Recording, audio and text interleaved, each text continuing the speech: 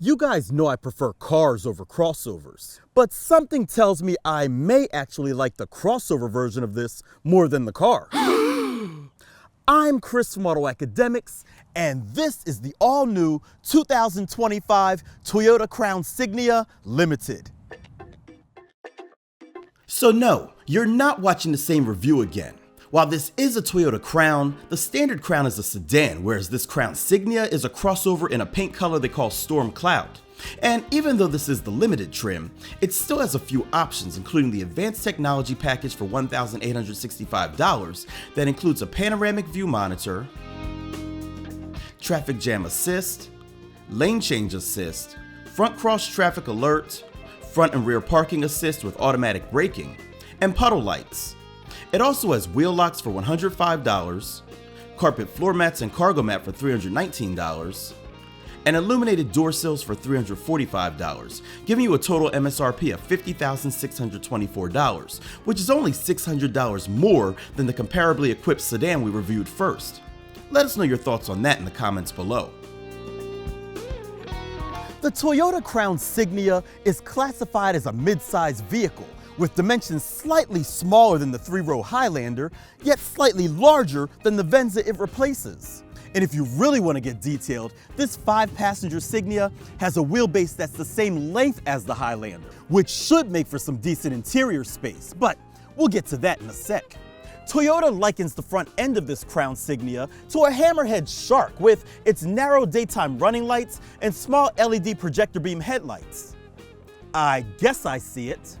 Also, I didn't expect this car to have headlight washers. But it does.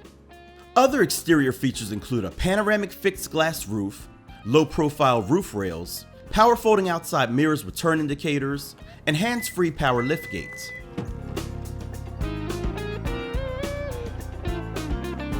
I made a big deal recently about some newer cars having big wheels, but apparently it's a thing.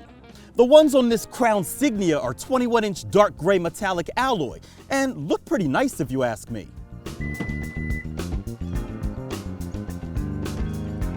Open the power rear hatch, then retract the cargo shade and you'll find 24.8 cubic feet of space behind the 60-40 split rear seats.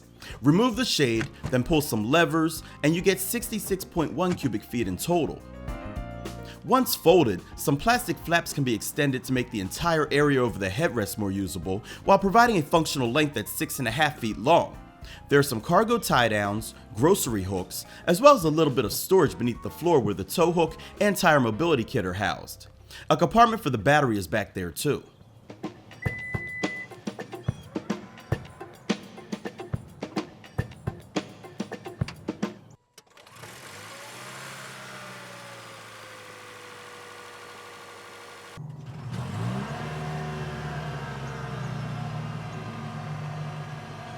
The sole powertrain is Toyota's hybrid electric vehicle system that uses a 2.5-liter 4-cylinder engine that makes 188 horsepower and 178 pound-feet of torque. There's also a bipolar nickel-metal hydride battery that powers 2 electric motors, producing a total combined 240 horsepower. An electronically controlled continuously variable transmission sends power to the standard electronic on-demand all-wheel drive. Max tow capacity is 2,700 pounds. Drive modes consist of Eco, Normal, Sport, and Custom, with the latter allowing you to configure the powertrain, steering, and air conditioning output. And of course this wouldn't be a Toyota hybrid without having a dedicated EV mode for slow speeds over short distances. EPA estimated fuel economy is rated at 39 miles per gallon city, 37 miles per gallon highway, and 38 miles per gallon combined. AutoAcademics achieved 38.4 miles per gallon during testing on regular fuel.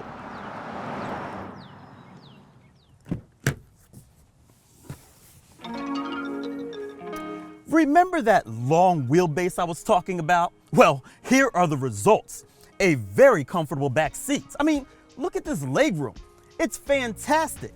Now, taller people may have to watch their heads a bit when entering, and shoulder room might be a bit tight with a middle passenger, but overall, it's nicely done. There is a bit of a hump down the center of the floor, but it's nothing too extreme, and while the seats don't recline, their angle is pretty much perfect.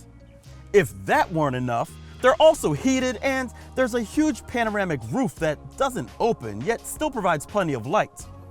Finish things off with AC vents, USB-C charge ports, and cup and bottle holders in the center armrest and doors, and as I said, it's well done.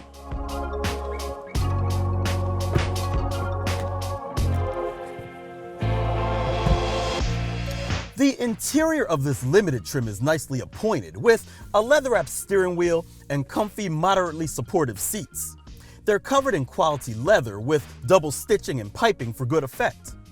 The bronze trim is an original idea, and there are plenty of soft-touch materials throughout.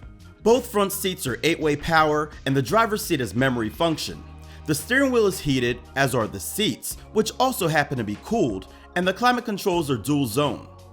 The Crown Signia also has connected services with 4G Wi-Fi for over-the-air updates, as well as a smart key system with push-button start.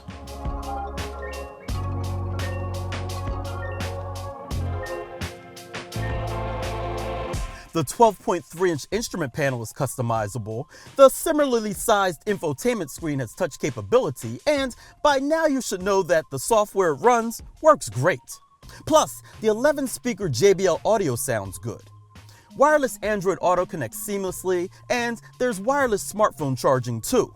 Your mileage may vary though, depending upon what kind of phone you have, so don't get too excited.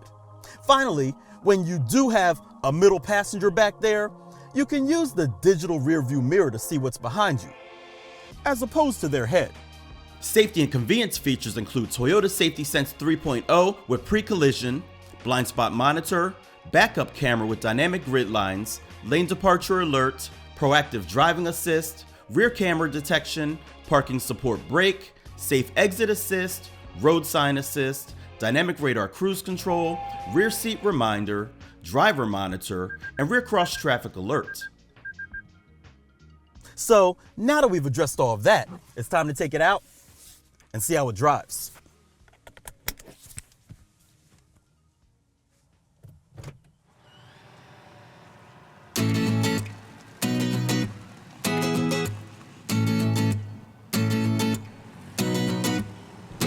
Toyota put a lot of effort into making this interior a pleasant space. To do this, they used acoustic glass on the front side windows, a dash silencer, whatever that is, and the engine cover is made out of acoustic absorbing materials. And with the exception of a little bit of wind noise over there, it's quiet in here. Steering feels fairly responsive too, with better turn-in than I'd expect. This could be because I've driven quite a few EVs lately, so this Crown Signia feels relatively light. Now, while not the strongest that I've felt, the brake pedal has decent firmness, and acceleration is on par with other Toyota hybrids. In other words, it's fine. Able to handle commuter duty as well as highway jaunts drama-free, all while providing good fuel economy. Now, while most of the active safety features work fine, I've got to say that the active driver monitor can be a bit annoying. Fortunately, it can be turned off. Earlier I mentioned how this hybrid has two electric motors, one in front to help the gas engine and one in back. The one in back gives it all-wheel drive. Now, it's not true all-wheel drive, but it's enough to make a slippery road less slippery. Like the hybrid system, it works seamlessly and is all that most people truly need. And now that I think about it, that holds true for everything about this car.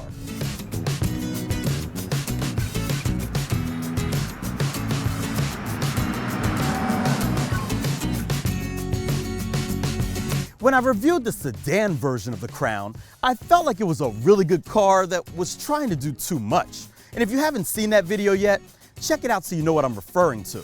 Not to mention, I thought its price was a bit high. But this Crown Signia knows it's a crossover. In fact, it's not even trying to be an SUV, which I can appreciate during this era of wannabe tough posers. And if you can appreciate this video, go ahead and give it a thumbs up. Don't forget to subscribe and hit that bell icon so you don't miss what we have coming up next. I'm Chris from AutoAcademics. Thanks for watching.